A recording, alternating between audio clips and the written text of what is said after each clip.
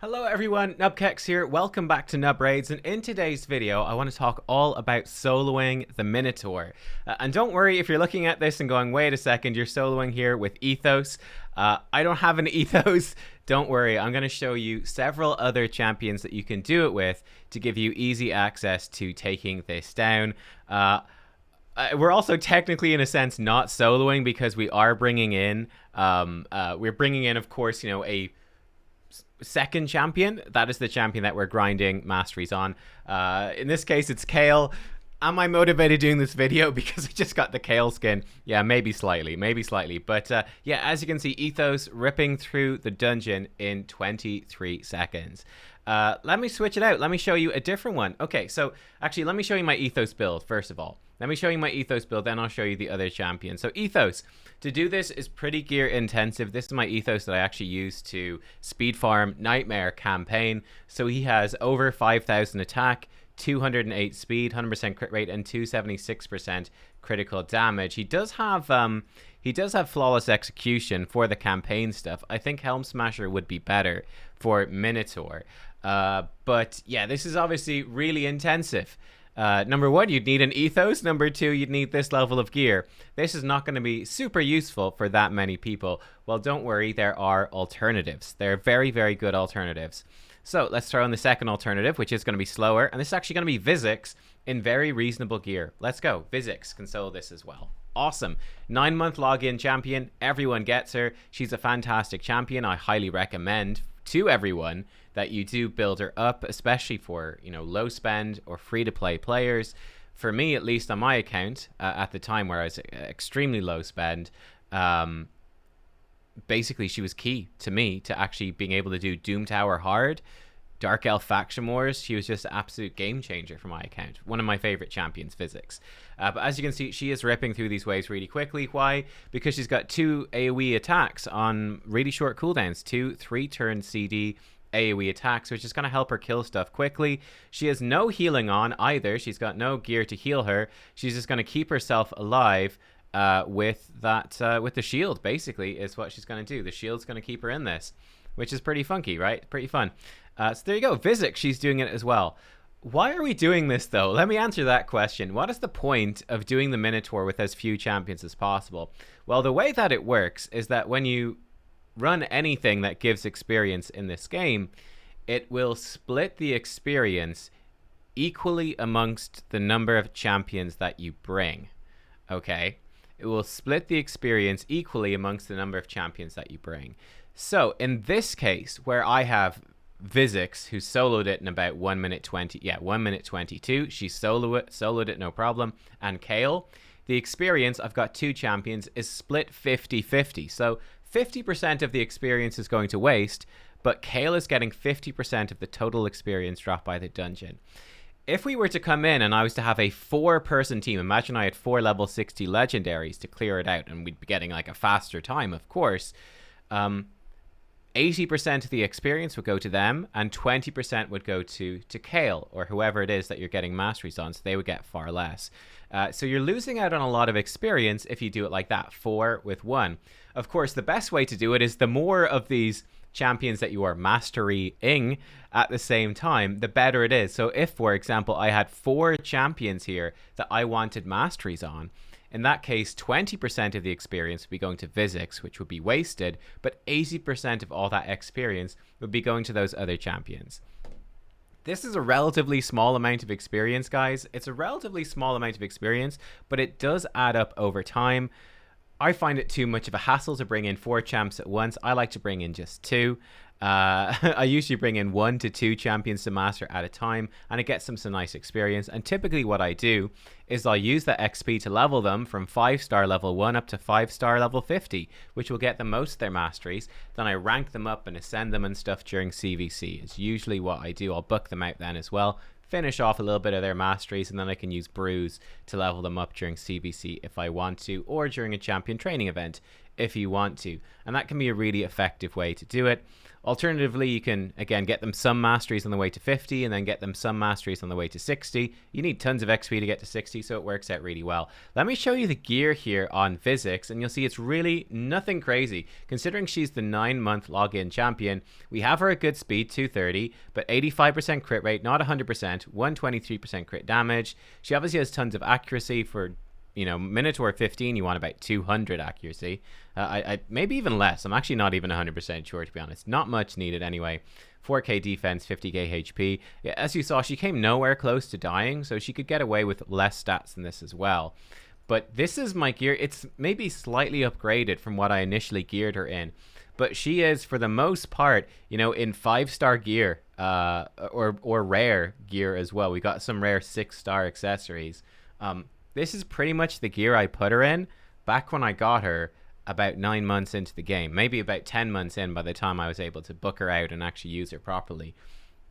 So it's really nothing crazy. For her mastery, she's mastered out like this. War Master is going to, again, really speed things up with her because her own damage isn't going to be crazy high. And then going down this way, this is the build I use for everything I use her for. And yeah, like I said, this is the champion most of you should be building, so you can absolutely do it. Now, on top of that, there's loads of other ways that you can do this as well. So you can use your starter champion. Unfortunately, my Kale isn't ready to go right here, so I can't show you. And I've got like no silver at the moment. I'm completely spent. But you can do it with any champion in lifesteal gear. Any AoE damage champion can do it. So your starter champion can absolutely solo this. No problem. Your starter champion can solo it. Yannicka from the clan shop, she's going to solo it really easily. I actually tested this out with her right now. Let's throw her in. She can do it, but she's going to need some stronger food because she doesn't have lifesteal. This is an unbooked Yannicka. I'm going to be booking her next CVC. Because she's unbooked and doesn't have lifesteal on, she's going to be kind of dodgy. But if you put her in lifesteal or if she's booked up, there's going to be absolutely no problem. So you can see she doesn't do quite enough damage to clear the wave. What we're just worried about here is wave 2. That wave 2 can kind of mess her up a little bit. Okay, she's got into her veil. She's put out the leech. She should actually now be totally fine. And she should, I think so, the dungeon, no problem right now. But there's lots of champs you can use. But yeah, it's a great thing to use your starter champion for once you're kind of done actually using them for legit things. See, Yannicka, because she puts out leech, she can keep healing herself and topping herself back up, so she can rip through this no problem. But yeah, your starter champion, your best lifesteal nuking gear, your best lifesteal damaged gear, try to get their speed up high, like over 200, and just let them do their thing, and they're going to solo through this for you just fine. Yannicka can do it. Like I said, this is not 100% consistent. I did test this out. She can die on wave 2. So watch out for that. I think if she's booked, she's fine. I'll test it out more when I've booked her. Or again, if you don't have champs like this, let me see. If we put in, I don't know, some more generic sort of nuker, maybe an epic nuker. Let me see. Let's put in something like a Skull Crown. My Skull Crown's very slow. And when you get Scyl of the Drakes, you can put her in with Scyl of the Drakes. Or you can do it with 2 champions. If you can do this with just 2 champions, it's going to be much better. Oh, I forgot to put in a champion to feed for food. But yeah, Scyl of the Drakes is going to really enable anyone to duo this. So when you're going to duo it, then yeah, obviously you're using 2 champions instead of 1. It's going to cost you. You know, you're going to lose out some of that experience. It's going to be going to 2. But it's better to go to 2 champions rather than 4 champions, which is what I think a lot of people do. They put in 4 champions and then 1 champion that wants to get masteries, and it doesn't really work. I think Scyl can solo it, actually, pretty easily as well. She's just going to be kind of slow, but Scyl can definitely solo it. I don't have my Scyl in War Master. Let me actually, I'll throw her into solo a run, and we'll see how quickly she does it. I think she's actually really doing most of it compared to Skull Crown here. So let me test that out for you as well, and then we'll be right back for the conclusion of the video. All right, we're coming to the end of the Scyl solo. Actually really respectable. Kale in this case is actually helping her out a bit with the poisons. He's done a decent chunk of damage, 1 minute 30. He actually did a good chunk of damage, so I think it would be more like, you know, closer to 2 minutes with Scyl. But this is a Scyl of the Drakes, which is in my vault. It's Scyl of the Drakes in the vault, but she is not built. She's not built to do this quickly. She's built in fairly standard Scyl stun stuff. She does have 100% crit rate.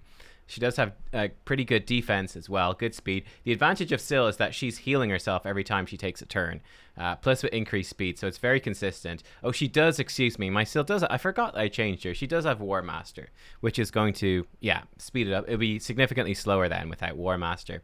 But Scyl can easily solo this as well. It's just a bit slow, but hey, if you are looking to solo Minotaur, you know, you're short on energy, you want to make the most of your resources that you can, this is the way to do it. So I think definitely a starter champion in lifesteal accompanied by a second champion is probably how you're going to start out on Minotaur. It's going to be the best way to do it. Scyl of the Drakes then stepping in either to solo or to assist your starter. Then when you get a little bit further on, that's when I think you can bring in that Vizix who can solo this super easily without much gear requirement. She's going to do it faster than Scyl of the Drakes. And then as you move later into the game and you've got some intensive gear, your starter champion is going to be a great one in lifesteal gear for soloing it. Like a Kale is going to solo it really quickly, probably about 30 seconds. Or then bringing in like an Ethos level nuker, even without lifesteal, can do it. But you're going to need lots of gear because if they don't do it quickly enough, they will die. But they can do it with really good gear in about, 25-ish seconds. So there you go, guys. That is some thoughts there on soloing Minotaur. It's actually something I've only switched to doing very recently. For a long time, I was using actually Royal Guard and Ethos together. They're a really quick duo. They duo it in about, 20 to 30 seconds, depending on how fast the champion you're mastering is. That's the only tip I'll give you at the end. Whichever champion you're doing masteries for, take off their boots so that they're slow. You want them to not really take a turn. In fact, it's easiest if they don't have any real gear. They're just going to die and not take any turns unless they can contribute something fairly meaningful. But yeah, let me know. Who do you use to solo or duo Minotaur? How early as well were you able to do it? It's kind of hard for me to imagine. I'm trying to sort of extrapolate back to earlier in the game at this point, but it's been so long. Yeah, hopefully gave you some ideas. Don't waste this experience. And yeah, it adds up. You're going to master so many champions over the course of the game. It's worth doing.